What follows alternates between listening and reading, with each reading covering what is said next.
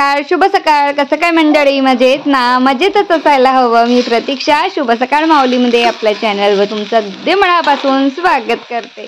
तर आजचा मेनू तुम्हाला नक्की लक्षात आलेला असेल, तो म्हणजे फणसची भाजी. आणि फणसची भाजी करताना खूप जणांचे प्रश्न असतात की लालसर भाजी होत नाही, म्हणजे पांढरी भाजी होते, पांचट भाजी होते अशासारखे, आणि लालसर भाजी होत नाही कारण शिजायला जास्त वेळ लागते, तर त्यामुळे भाजी शिजू जास्त पांढरी होते असं. आणि इकडे आधी मी चौतारा वगैरे वाटून घेतला, म्हणजे मिक्सरवर बारीक करून घेतला आणि मध्ये पाणी टाकून मिक्सरचं भांडं धुवून पाणी टाकून घेतलं. आणि टोमॅटो टाकला नाही या भाजीमध्ये, फक्त कांद्याचा पेस्ट वगैरे आणि अद्रक लसूण, त्यामध्येच मी कांद्याचा पेस्टमध्येच बारीक करून सगळं तिखट मीठ टाकून आणि ते पाणी वगैरे टाकून तिखट मीठ शिजत आहे. आणि त्यानंतर जे फणस होतं ते आधी मी गरम पाण्यामध्ये थोडं 5 मिनिटं ठेवलं आणि त्यानंतर पाण्यातून काढून मी आपलं कढईमध्ये एक बुटलं तेल टाकून मी ते भाजून घेतलं छान. अर्ध भाजून घेतलं म्हणजे थोडं तरी म्हणजे असं गोल्डनपणा त्यावर येतील अशाच प्रकारे थोडं भाजून घेतलं. आणि त्यानंतर ते मी आता रश्यात टाकत आहे आणि अगदी कमी पाणी टाकून फक्त ते काय म्हणते सातळणी देऊन मी ते शिजवत आहे. आणि इकडे सकाळी आपल्या शेतकऱ्यांचं जेव्हा घर असते ना, तर कोणती काही लागवण करायची आहे, तर काही बी वगैरे का सल्फेट या सगळ्या गोष्टीमध्ये शेतकरी बंधूंचे एकमेकांकडे घरी जाणे नव्हते. तसंच आमच्याकडे एक दादा आले आणि त्यांना चाय मांडला होता मी तर राव गेले होते मंदिरामध्ये आणि माझं इकडे भाजी वगैरे करणं स्वयंपाक सकाळचा चालू होता आणि त्यामध्ये चाय वगैरे मांडून मी त्यांना देऊन आली. आणि त्यानंतर भाजी बघा, आपण झाकणीवर जे पाणी टाकलं होतं, तर त्यामुळे जे वाफेचं पाणी आहे ते वाफ बनून उडत नाही, किंवा जे वाफेचं पाणी आहे तेच पाणी होऊन भाजीत पडते आणि ते झाकणीवर पाणी आहे ते आटून जाते. आटलं की समजून जायचं की भाजीमध्ये पाणी तयार झालेलं आहे. तर तशाच वाफेच्या पाण्यामध्ये भाजी कमी गॅसवर छान अशी अर्धी जास्त शिजवून घेत आहे.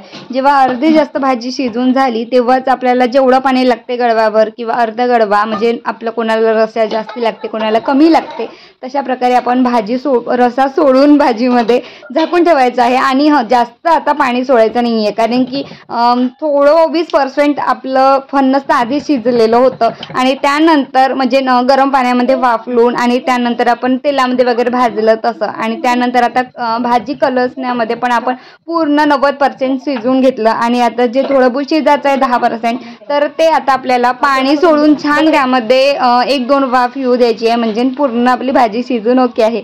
आणि इकडे ओवीचा ब्रश झाला, त्यानंतर इकडे पोळी करायला घेतली मोठी मी. का बरं, तर तिच्यासाठी, कारण ती एकच पोळी खाते म्हणून मी थोडी मोठीच करते.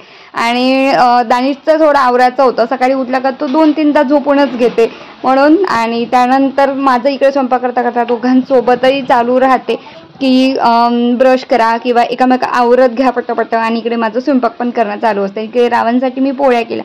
एका उंड्याला 2 सेम उंडे घेतले, एका उंड्याला मी तेल लावले, एका उंड्याला मी कणिक लावली आणि अशा प्रकारे एकसारखे मी चपाती करून लाटून घेतलेली आहे. आणि त्यानंतर भाजीचा जो रस्सा होता ना, तुम्ही पाहिलं असेल, भाजीचा रस्सा होता वाटीमध्ये, जो उकळी आल्यावर वरची तर्री असते ते मी काढून घेतली आहे.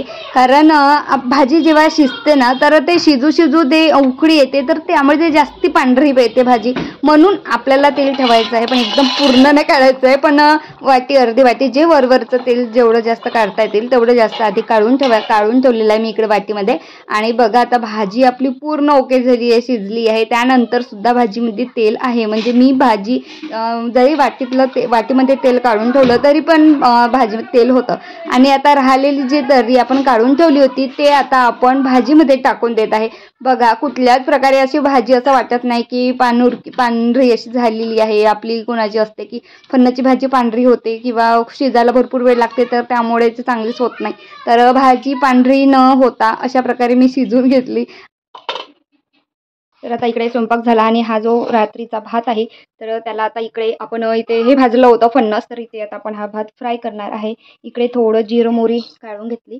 आणि आता दानिशचा ब्रश झाला आणि तो म्हणाला की मम्मी स्मेल खूप छान येते भाजीची, म्हणून त्याच्यासाठी इकडे भाजी काढून ठेवली आणि भाजीपोळी जेवतो बोलला तो. तर इकडे आपले जिरं मोहरी तडतडले आहे आणि आता आपण इकडे भात टाकून घेऊ आणि हा भाताला फ्राय देते. माझ्या माहेरी लिंबाचं झाड आहे, तर म्हणून इकडे पप्पाजींनी 4-5 दिवस झाले लिंबू आणून दिले होते. पण मला अंगवड नव्हती किंवा म्हणजे वेळच मिळत नव्हता की लिंबाचं लोणचं किंवा काही करायसाठी म्हणून. तर त्यामुळे काही लिंब खराबसुद्धा झाले आणि ती फेकली. आणि इकडे आता लिंबू धुवून ठेवते मी सकाळी. आणि आज सकाळी जायचं होतं शेतामध्ये, पण काही कारणास्तव रद्द झालं. लावण करायची होती, सरकी वगैरे लावायची होती, तर ते रद्द झाल्यामुळे आज मग विचार केला मी की आज लिंबाचा मुरब्बा करायचा, कारण की लोणचं हे लोणचं कोणाला आवडत नाही म्हणून. आणि मुरब्बा छान लागते. तर हा इकडे दुपारचा माझा चाय आहे. आता वाजले 3 आणि 3 कॅलेंडरमध्ये माझं लिहून राहते की म्हणजे या हप्त्यात मला काय करायचं आहे. म्हणजे शनिवार रविवार सुट्टी असते, तर म्हणून छोटे मोठे कामं असते, तर ते करून घेतले. आणि त्यानंतर दुपारचा चाय घेतला. आणि त्यानंतर मी हे आपले लिंबू इकडे चिरायसाठी बसली आहे मी. आणि लिंबू चिरताना त्यानंतर हे जे बारीक बारीक चिरायचे आहे, जेणे की आपल्याला लिंबामध्ये एकही बी राहायला नको. आणि हे जे बारीक बारीक चिरून घेतले, त्यानंतर लिंबामध्ये बी आपल्याला आहे ते मुरब्बा करताना पूर्ण पेस्ट करायचं आहे. सालासकट आपल्याला लिंबू पूर्ण पेस्ट करायचं आहे, तर त्यामध्ये बी जायला नको म्हणून इकडे एक एक बी काढत बसली आहे मी. बघा किती असा वेळ गेला असेल याच्यामध्ये. म्हणून आजचा पूर्ण रविवारचा दिवस पूर्ण माझा याच्यामध्ये गेलेला आहे. आणि पूर्ण हे पेस्ट करून घेतलं. त्यानंतर गरम करायला इकडे वाटं ठेवलं. वाट्यामध्ये लगेच टाकत गेली, कारण की वेळ कमी होता. आणि आज घरी होती, म्हणजे शेतातले कामं, शेतातलं काम आज रद्द झाल्यामुळे आज दानीचा सुद्धा बड्डे करायचा होता. आज त्याचा बड्डे होता. आणि मग वेळेवरचं सगळं वेळेवरच झालं. आणि म्हणून इकडे म्हणजे मुरब्बा पण करायचा आणि बड्डे वगैरे, स्वयंपाक, चक्की, सगळ्या गोष्टी हँडल करणं होत नाही. तर तसंही रावांची आज सुट्टीच होती, तर रावांनी चक्की लावली. आणि इकडे स्वयंपाक, हा मुरब्बा हे सगळं आवरलं इकडे. त्यानंतर आपल्याला मुरब्ब्यामध्ये साधारण 4 झाकण किंवा 4 वाटी असं होतं भरून मोठं. तर त्याचप्रमाणे आपल्याला 4 वाटी आहे मुरब्ब्याचं हे मिश्रण. तर आपल्याला 4 वाटी साखर टाकायची आहे, तेव्हाच तो छान असा मुरण्यात येते. आणि त्याचा आंबटपणा आहे तर तो कमी होते. तर इकडे आता पाणी सुकलं होतं त्या लिंबाचं. आणि त्यानंतर आता मी साखर टाकली आहे. साखर टाकल्याबरोबर बघा आणखी पुन्हा ते आसटसर असं झालेलं आहे. आणि त्यानंतर बरोबर 4 झाकण मी साखर टाकून घेतली.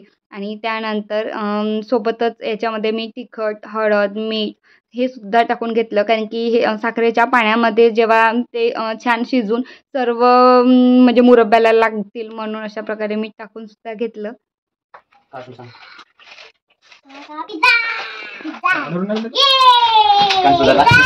तुम्हाला तो कसा दाखवत आला बघ आवाज आल्याबरोबर.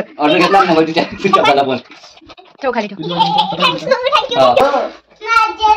हो तुझ्यासाठी. आज दानिशचा वाढदिवस आहे म्हणून प्रतीकने इकडे पिझ्झा आणला, कारण की दानिशला पिझ्झा आवडते म्हणून.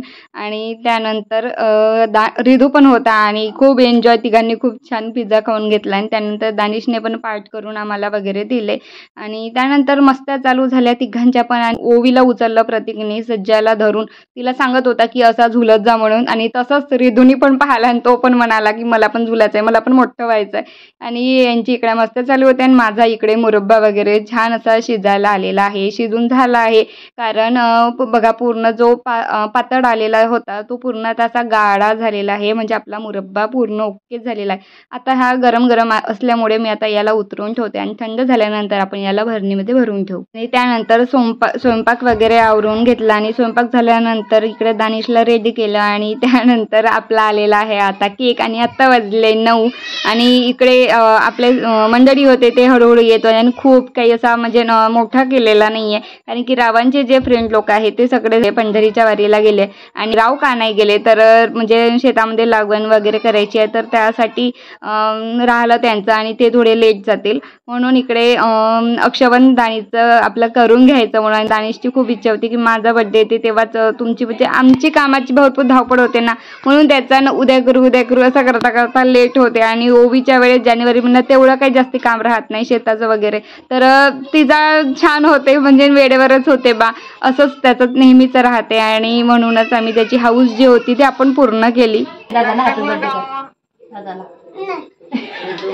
नाही म्हणते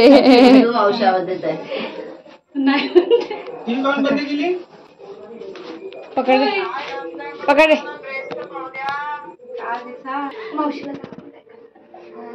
हाय म्हणा. हाय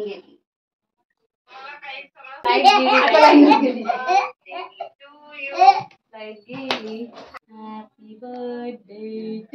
you, happy birthday to you, Happy birthday, dear Danish.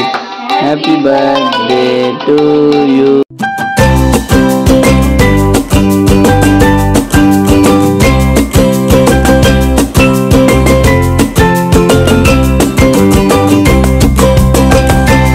तर हा ड्रेस प्रगतीच्या लग्नात घेतलेला आहे, तो त्यांनी आत्ता बड्डेला घातला आणि त्यानंतर इकडे बड्डे वगैरे सेलिब्रेट झाला. गणेशचा बड्डे वगैरे झाला आणि आत्ता बघा आपला हा जो मुरब्बा आहे पूर्ण थंड झालेला आहे. आणि आता आपण हा जो डबा आहे तो पूर्ण असा धुवून स्वच्छ पुसून घेतला. आणि आता जो हा मुरब्बा आहे तो यामध्ये पूर्ण पॅक करते मी. तर आज फणसाची भाजी पांढरी न होता मी कोणत्या पद्धतीने आपली फणसाची भाजी करते तर ती रेसिपी आज तुमच्याशी शेअर केली आणि सोबतच मुरब्ब्याची रेसिपीसुद्धा आज तुमच्यासोबत शेअर झालेली आहे. आणि आमच्या खुशीमध्ये जसं की तुम्ही नेहमी सोबत राहता तसंच आज दानिशचा बड्डे होता आणि तो सुद्धा तुम्ही एन्जॉय केला. एवढा असा आपला मुरब्बा झालेला आहे, अर्धा डब्बा. आणि प्रतीक बोलला होता की अजून लिंबू होते घरी, का बरं आणले नाही. तर आता ठीक आहे, एकदा आता हा केला, नंतर बघू जर असेल लिंबू तर पुन्हा करू, जर मुलांना आवडलं तर. पहिल्यांदा मी इकडे मुरब्बा केलेला आहे. चला आता याच नोटवर आजचा व्हिडिओ थांबवते. व्हिडिओ आवडला असेल तर लाईक शेअर सबस्क्राईब नक्की करा. चॅनलवर नवीन असाल तर चॅनलला सबस्क्राईब करा. Thanks for watching my video. Bye.